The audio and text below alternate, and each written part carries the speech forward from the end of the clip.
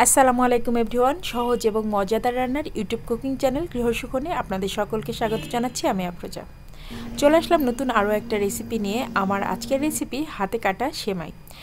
এটাকে হাতে কাটা সেমাই বা চুই পিঠা যে কোনোটাই বলা যায়। আর আজকের সেমাইটা আমি কেটেছি খুবই ক্ষুদ্র ক্ষুদ্রভাবে, মানে খুবই ছোট ছোট করে সেমাইটা কাটা হয়েছে। আর এই সেমাইটা এরকম ছোট ছোট করার কারণে এই সেমাইটা খেতে খুব বেশি টেস্টি লাগে। ভিডিওটা ভালো লাগলে অবশ্যই like, share and subscribe my channel and follow my Facebook page গৃহসুখন।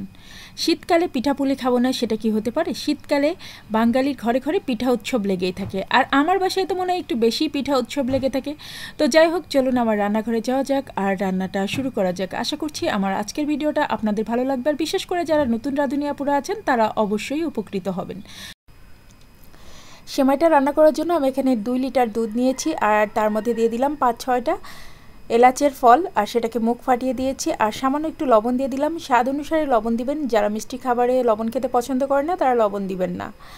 আর এখানে হচ্ছে এখন খেজুরের গুড় দিচ্ছি। এটা হচ্ছে মিষ্টি যে যতটুকু খেতে চান সে ততটুকুই দিবেন।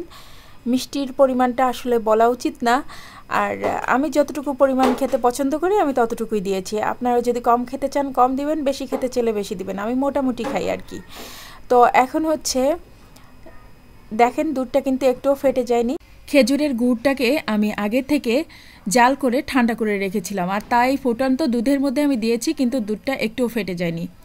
এখন হচ্ছে সেমাই বানাবো। তো সেমাই বানানোটা আপনাদের সাথে আমি আসলে ভিডিওটা শেয়ার করতে পারছি না, কারণ আমার ভিডিওটা স্কিপ হয়ে গিয়েছে। কিন্তু কিভাবে আমি সেমাইটা বানিয়েছি সেটা আপনাদেরকে বলে দিচ্ছি।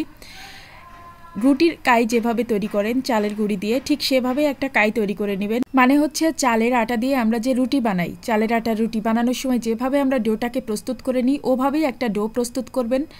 আর পানি ঝরানোর যে স্টিলের ছাকনাগুলো থাকে, মানে আমরা মাছ মাংস শাকসবজির পানি ঝরানোর জন্য স্টিলের ছাকনার উপরে রেখে দিই মাঝে মাঝে, একটু বড় বড় ছিদ্রযুক্ত ছাকনি।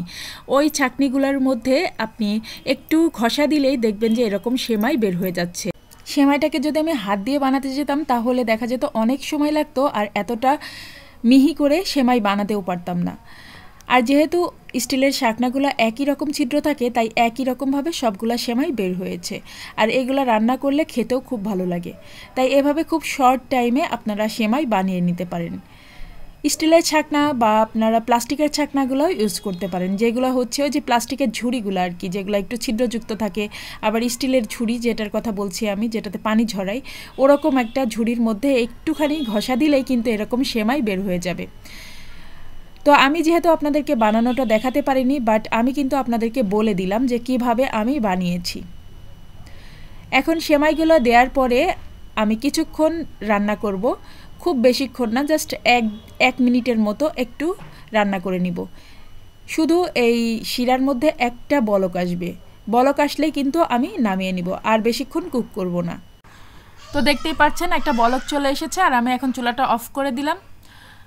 আর এখন এটা আমি আপনাদেরকে পরিবেশন করে দেখাচ্ছি। দেখেন কতটা সুন্দর সেমাই হয়েছে, একেবারে পায়েসের মতো লাগে দেখতে, খেতেও অসম্ভব ভালো লাগে।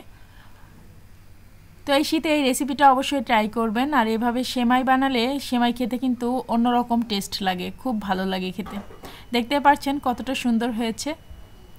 এরকম মিহি মিহি সেমাই করলে খেতে খুবই খুবই অসাধারণ লাগে।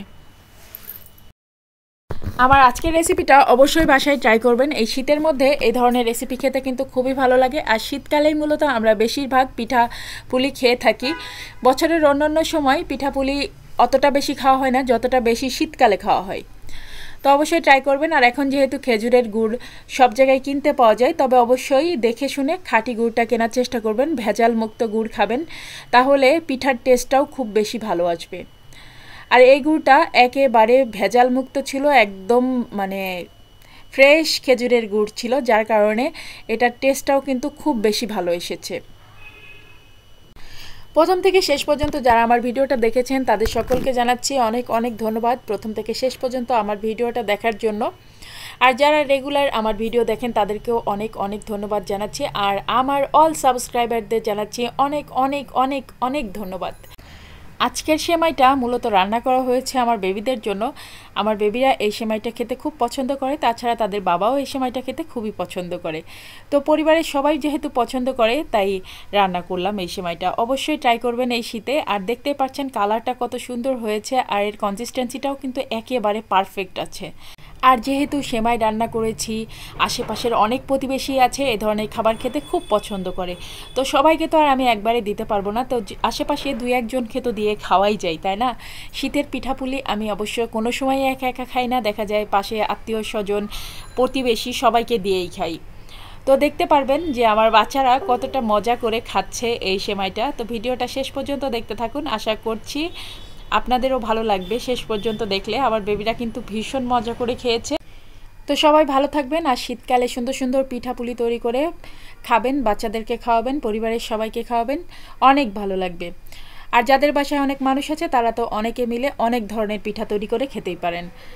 তো যাই হোক, আজকের মতো ভিডিওটা শেষ করছি। সবাই ভালো থাকবেন, সুস্থ থাকবেন, নিরাপদে থাকবেন। আমার পরিবারের জন্য সবাই বেশি বেশি করে দোয়া করবেন, আমার বাচ্চাদের জন্য অনেক অনেক বেশি দোয়া করবেন। আজকের মতো ভিডিওটা শেষ করছি। আল্লাহ হাফেজ।